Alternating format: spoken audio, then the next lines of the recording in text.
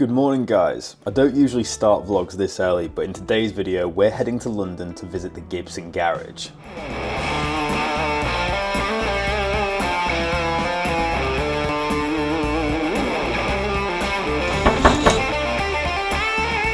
This is crazy. So time is marching on, so let's get in the Uber and head to the train station.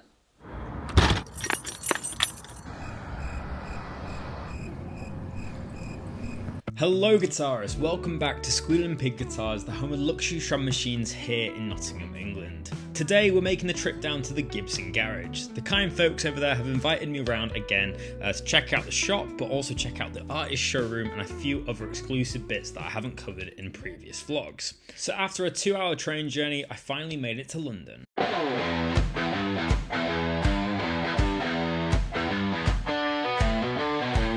So guys, I've just arrived at the Gibson garage in London. Let's go on inside and have a look.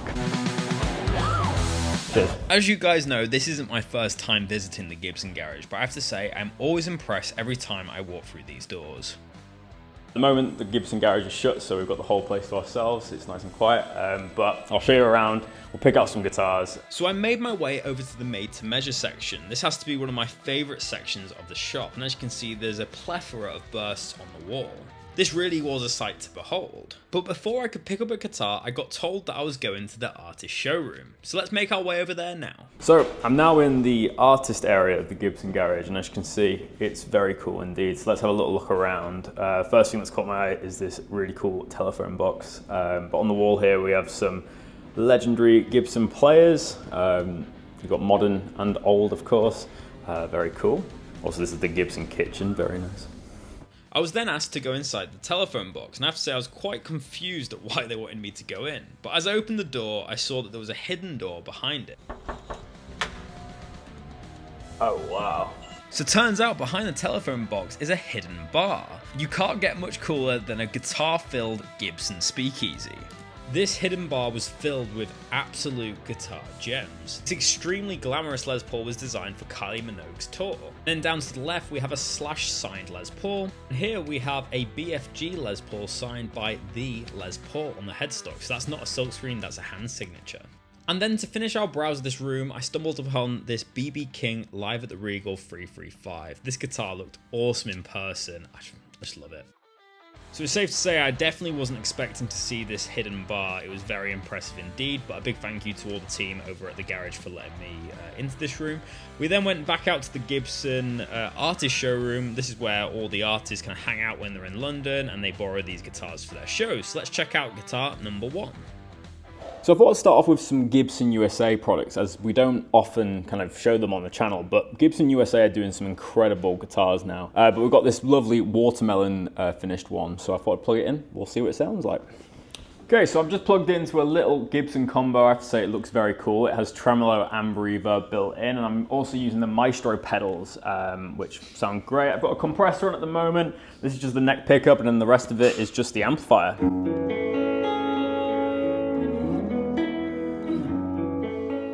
So this is pretty much the standard kind of spec for a Gibson ES335 from the USA range, but this was in a custom color which they call watermelon. I'm a big fan of this color. Ever since I played that 355 in Nashville, I've been in love with the watermelon finish. It's kind of like a faded cherry, but it has almost a slight natural hue to it in certain lights just because it's a very washed cherry. It looks incredible, and these pickups sounded incredible through the Gibson amplifier.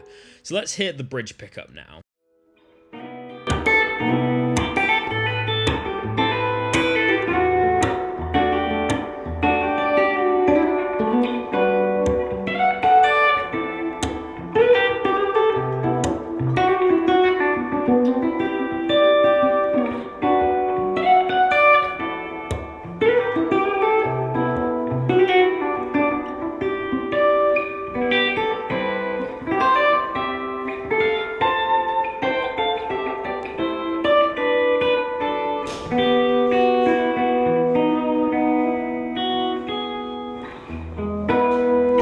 I then picked up a guitar that I'd never seen in my life. This is a Gibson Les Paul Music City Special 50th Anniversary in Tobacco Burst. So let's play a little bit of Metallica on this thing.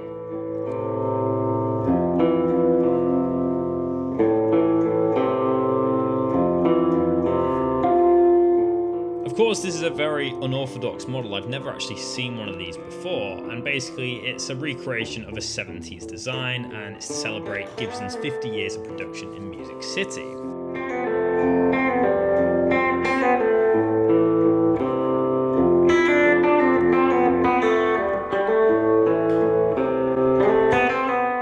So for a Gibson, this guitar actually has some very interesting specs. We have a solid poplar body on this, which is a very lightweight and contoured shape. It feels very modern and ergonomic. We have a slim taper neck profile, and the neck is made out of maple, and then we have striped mahogany for the fingerboard.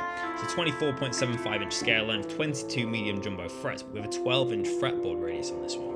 It felt very sporty, very easy to play, and I was very impressed by the tones. I had this in D standard and it was absolutely shaking the room. Such good vibration coming from this guitar. I enjoyed it.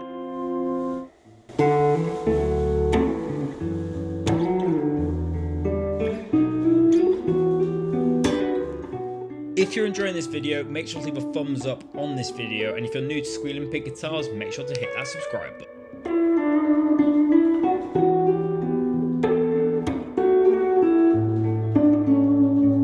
Guitar number 3 was another unorthodox choice. This is the Gibson Victory, and I have to say I was very surprised by this one.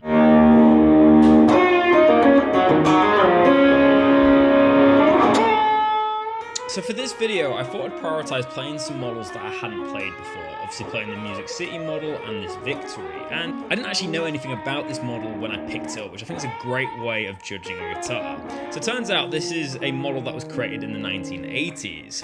And it was basically developed as a modern solution for the shredder guitar player. And you can definitely feel that when you play it. It's got 24 frets, it's got a 25.5-inch scale length. So it's definitely catered to the more shreddy guitar player. For me, I thought this guitar was absolutely insane. I love the slim taper neck, I love the zebra pickups, I love the finish, and it was very easy to play, feeling very similar to kind of a Strat or more of a modern style metal guitar, but I found it very, very easy to play. You can obviously split the coils down, you've got a three-way selector switch. I really like how Gibson are bringing out these lesser known models and starting to bring them into their lineup. I think it's a really cool guitar. So yeah, that is the Gibson Victory. Let me know what you think of this model down below. Now let's have a look at a Gibson Les Paul Supreme. This is one of the new ones. We've got the really cool kind of funky headstock cap. This is like the highest end model coming out of the Gibson USA plant. It's also got a contoured heel, which is really cool. So at last I got to try one of these modern Gibson Les Paul Supremes. This particular one is in the wine red finish. If you guys have seen the channel, you'll see I've played quite a few of the Supremes from the early kind of 2010s period. They tend to be a lot thicker Les Pauls because they have a maple cap on the back, so they're very thick. Whereas this one didn't have the maple cap on the back, it had the modern kind of contour on the heel, so it felt a lot lighter and a lot more sportier, which is what this model's always wanted to be, in my opinion. Obviously, we've got a AAA figured maple top and a mahogany body with ultra-modern weight relief, so it felt very sporty indeed. We have Burst Booker Pro and Burst Booker Pro Plus pickups in this with a push-pull volume and tone potentiometers. You can get coil tapping, phase switching, and pure bypass switching, which is pretty interesting. This is definitely a studio workhorse. You can pretty much get anything from this guitar. Obviously, it has a mahogany neck, you've got that slim taper, and the ebony fingerboard. What I really like about this is it has a compound radius and it has the super split block mother of pearl inlays. This guitar looks the business, and again, I was very impressed with this one. Probably not my favourite one that I played today, but it is a cool guitar if you're looking for a Les Paul that does everything. But yeah, let's move on.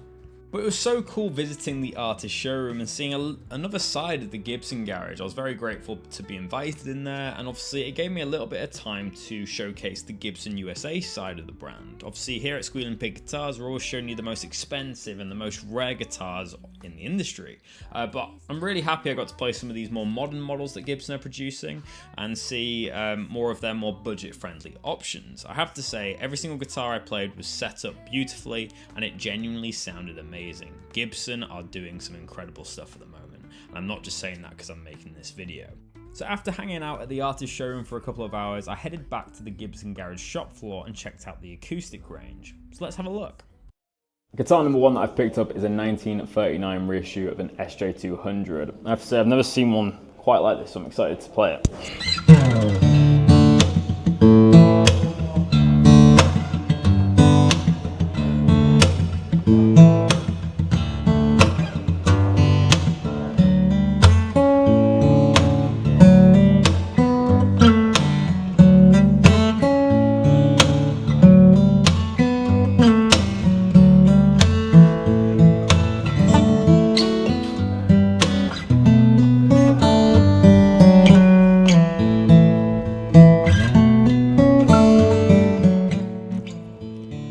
can say is just wow. I've never played an SJ200 that was this playable. I love the pick guard, the projection of this guitar was incredible as well.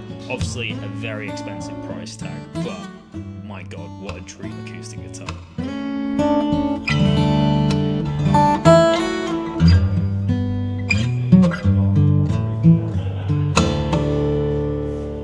I thought I'd do the opposite end of the range, the more cheaper version from Epiphone. This is still a very high-end acoustic. It's one of their new premium acoustics, which is basically Gibson custom inspired. It's a deluxe acoustic, so let's check it out.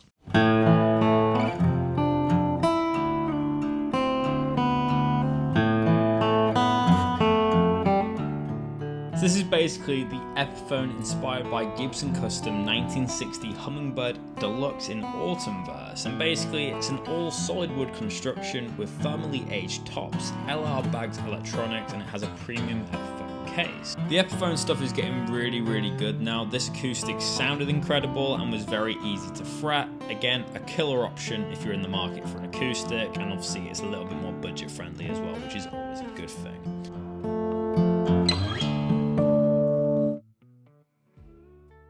So guys, I'm back here at my flat. What a day it's been at the Gibson Garage in London. A big thank you to the team over at the Gibson Garage for always being so welcoming to me. I really appreciate you showing me around the artist showroom and the secret bar. I have to say that was quite the highlight. Today was awesome checking out some of the new guitar models that I hadn't seen from Gibson yet, including the Victory and the Music City model. Let me know in the comment section below which was your favourite guitar from today's episode.